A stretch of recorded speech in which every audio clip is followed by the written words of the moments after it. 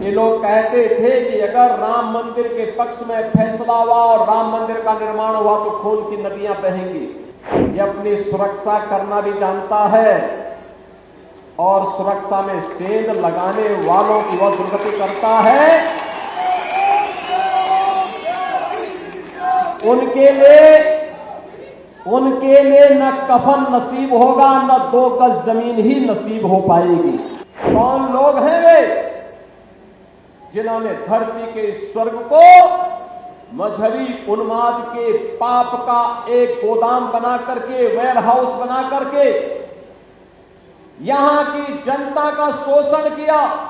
जो लोग कहते हैं कि हमारी सरकार अगर आती है तो 370 हम फिर से वापस लाएंगे, यानी 370 को वापस लाने का मतलब आतंकवाद के पुराने दौर को, परिवारवाद के और भ्रष्टाचार के पुराने दौर को जम्मू कश्मीर पर फिर थोपने का एक कुत्सित प्रयास। सरकार की क्या ताकत होती है, अगर इसका उदाहरण देखना है तो उत्तर प्रदेश के अंदर 500 वर्षों के बाद अयोध्या धाम में रामलला के भव्य मंदिर का निर्माण और रामलला का वहां पे विराजमान होना इसका उदाहरण है। एक बात समान रूप से है, जब अयोध्या में रामलला के मंदिर निर्माण के कार्यक्रम को लेकर के हम आगे बढ़े थे, तब जो लोग इसमें बाधक थे, जिनकी चर्चा मैं करने वाला हूं अभी कुछ देर बाद, ये लोग कहते थे कि अगर राम मंदिर के पक्ष में फैसला हुआ और राम मंदिर का निर्माण हुआ तो खून की नदियां बहेंगी। हमने कहा ये नया भारत है, खून की नदियां नहीं बहती हैं। ये अपनी सुरक्षा करना भी जानता है और सुरक्षा में सेंध लगाने वालों की वह दुर्गति करता है। उनके लिए न कफन नसीब होगा, न 2 गज जमीन ही नसीब हो पाएगी। बहनों और भाइयों, परिणाम क्या रहा? पिछले 7-7.5 वर्ष में उत्तर प्रदेश में एक भी दंगा नहीं हुआ।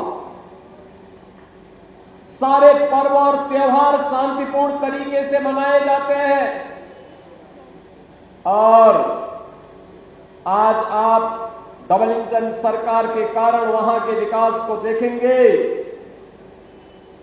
तो उस विकास के लिए जम्मू कश्मीर भी हकदार है और इसी का आह्वान करने के लिए मैं आपके पास आया हूं। बहनों और भाइयों, मैं आपसे पूछना चाहता हूं,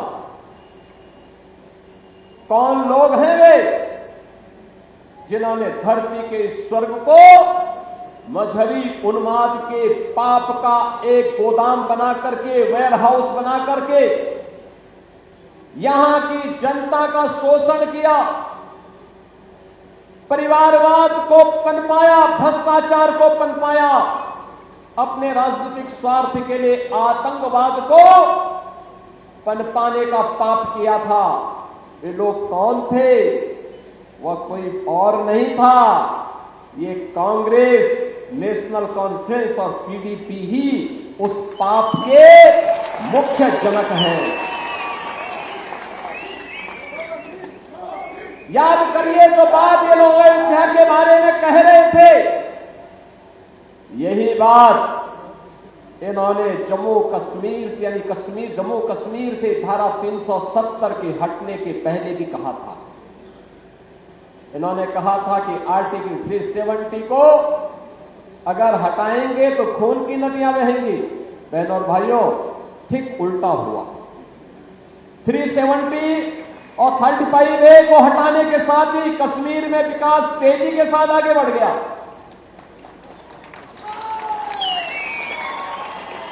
टेरिस्ट स्टेट से आज एक टूरिज्म डेस्टिनेशन का बेहतरीन स्टेट बन गया है। आज यहां हाईवे बन रहे हैं, आज यहां पर IIT, IIM, एम्स जैसे संस्थान स्थापित हो रहे हैं। आज यहां पे देश का सबसे बड़ा और सबसे ऊंचा ब्रिज जम्मू कश्मीर के अंदर बन रहा है और यहां पे टनल बन करके दूरी को कम से कम करने के कार्य हो रहे हैं। आज यहां के नौजवानों के हाथों में रोजगार है। कांग्रेस, नेशनल कॉन्फ्रेंस और पीडीपी ने यहां के नौजवानों के हाथों में टैबलेट नहीं दिया, तमंचा पकड़ाया था, तमंचा पकड़वाने का काम कराया था। लेकिन भारतीय जनता पार्टी की मोदी जी के नेतृत्व की सरकार ने उन्हें स्किलफुल बना करके टैबलेट के साथ जोड़ करके उनके हाथों को रोजगार देने का कार्य किया है, रोजगार देने के लिए कार्य कर रही है। बहन और भाइयों, मैं आज इसीलिए आपके पास आया हूं आपसे कहने के लिए, ये जम्मू कश्मीर विधानसभा का चुनाव इन्हीं बातों को लेकर के चल रहा है। जो लोग कहते हैं कि हमारी सरकार अगर आती है तो 370 हम फिर से वापस लाएंगे, यानी 370 को वापस लाने का मतलब आतंकवाद के पुराने दौर को, परिवारवाद के और भ्रष्टाचार के पुराने दौर को जम्मू कश्मीर पर फिर थोपने का एक कुत्सित प्रयास।